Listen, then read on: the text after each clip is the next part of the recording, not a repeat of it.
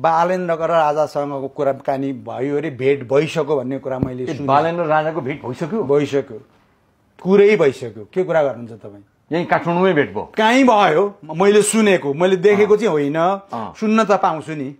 केही नभए त त्यतिकै त विशेष सूचना त आउन सक्छ, आउन सक्छ। त्यसकारण भेट भइवरी कार्यकारी प्रधानमन्त्रीमा बालेन्द्र शाह सिलेक्ट भइ नै सक्नुभयो। राजाको नजरमा बालेन योग्य भइसक्नुभयो। देशभरिको जनताको नजरमा को छ भन्ने कुरो राजाले थाहा पाउँछन्, किनभने हामीभन्दा बेसी राजासँग इन्फर्मेसन हुन्छ, किनभने राजा भनेको राजा हो।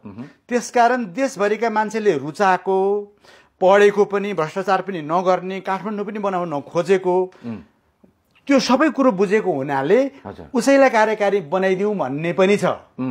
जनताले भोट हाल्ने यदि चलन यो देशमा भयो भने यो देशको प्रधानमन्त्रीमा अत्याधिक बहुमतका साथ बालेनले जित्नुहुन्छ अहिले है।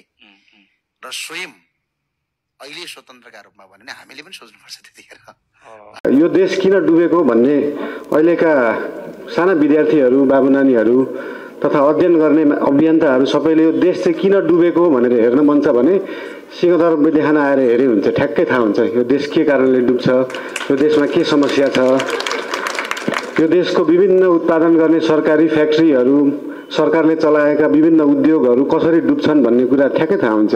यो सरकारले हाम्रो भनौँ न अब 90% सरकारी निकाय कि त लिजमा दिइन्छ, लिजमा दिएर बेचिन्छ, लिजमा दिन सकिएन भने प्राइभेट संस्थाको प्रभाव र दबावमा आएर त्यसलाई डुबाइन्छ, ताकि चाहिँ प्राइभेट मात्रै पोसिउन्, प्राइभेट मात्रै औषधि खाउँ, प्राइभेट मात्रै उत्पादन खाउँ, सबै चिज प्राइभेट मात्रै होस्, सरकारले केही पनि नगरोस् भन्ने हाम्री मान्यतामा गएको देखिन्छ। सिंहदरबार वैद्यखानामा 58-59 सालमा यहाँको बजेट 5 करोड थियो, अहिले 1 करोड छ।